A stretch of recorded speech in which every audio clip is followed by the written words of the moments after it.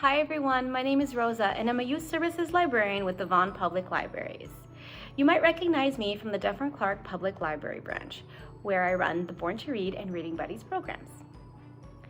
Today I have a fun science activity for you that involves inflating a balloon with some baking soda and vinegar. I learned this activity from a blog called One Little Project, which will be linked down below.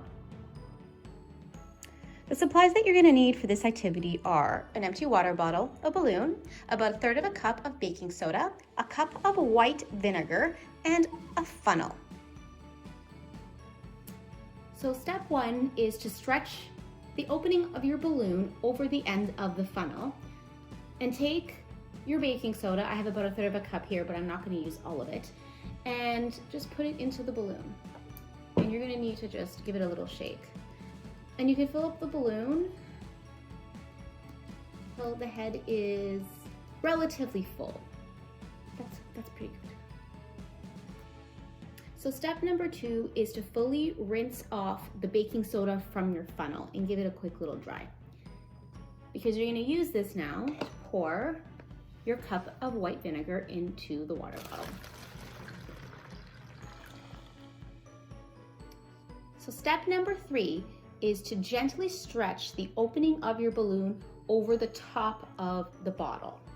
And you're gonna ensure that the head of the balloon with the baking soda in it stays along the side of the bottle so that the baking soda does not fall into the bottle just yet.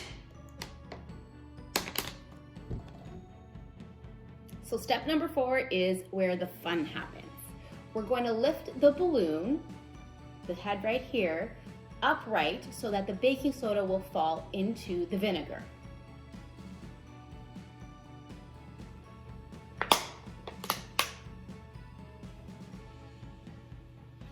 And we're going to watch it inflate.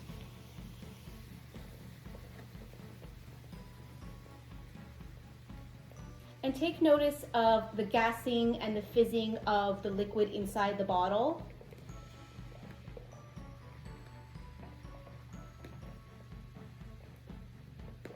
And it will reach a peak.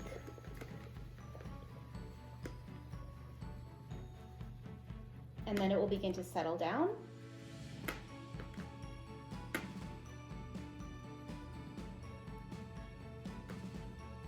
And then this is where you can pinch your balloon and take it off the top of the cup.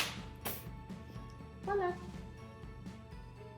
So what happened there was the vinegar and the baking soda mixed together to create an acid-base reaction. That acid-base reaction created a carbon dioxide gas that bubbled from the mixture.